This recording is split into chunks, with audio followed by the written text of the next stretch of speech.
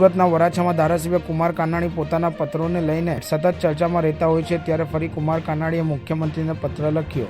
વરાછાના ધારાસભ્ય કુમાર કાનાણી પોતાના પત્રને લઈને સતત ચર્ચામાં રહેતા હોય છે, ત્યારે ફરી કુમાર કાનાણીએ મુખ્યમંત્રીને પત્ર લખ્યો છે, જેમાં આ વખતે તેમણે ગુજરાત વિધાનસભાના પૂર્વ અધ્યક્ષ રમણલાલ વોરા દ્વારા જે માંગ કરવામાં આવી છે તેનું સમર્થન કર્યું છે, જેમાં તેમણે લગ્ન નોંધણીના કાયદામાં ફેરફાર કરવા બાબત માંગ કરવામાં આવી છે.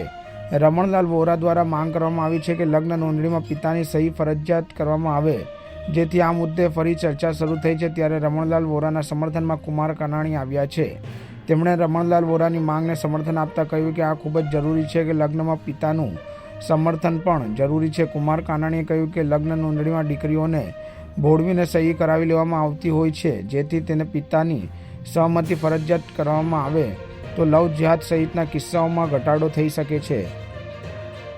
પૂર્વ અધ્યક્ષ અને પૂર્વ મંત્રી અને હાલના ધારાસભ્ય માનનીય શ્રી રમણભાઈ વોરા સાહેબે લગ્ન નોંધણી બાબતે જે મુખ્યમંત્રીને પત્ર લખ્યો છે અને એમાં લગ્ન નોંધણીની અંદર મા બાપની સંમતિ ફરજિયાત કરવાની જે માગણી કરી છે એ ખૂબ જ વ્યાજબી માગણી છે અને સમયની માંગ છે.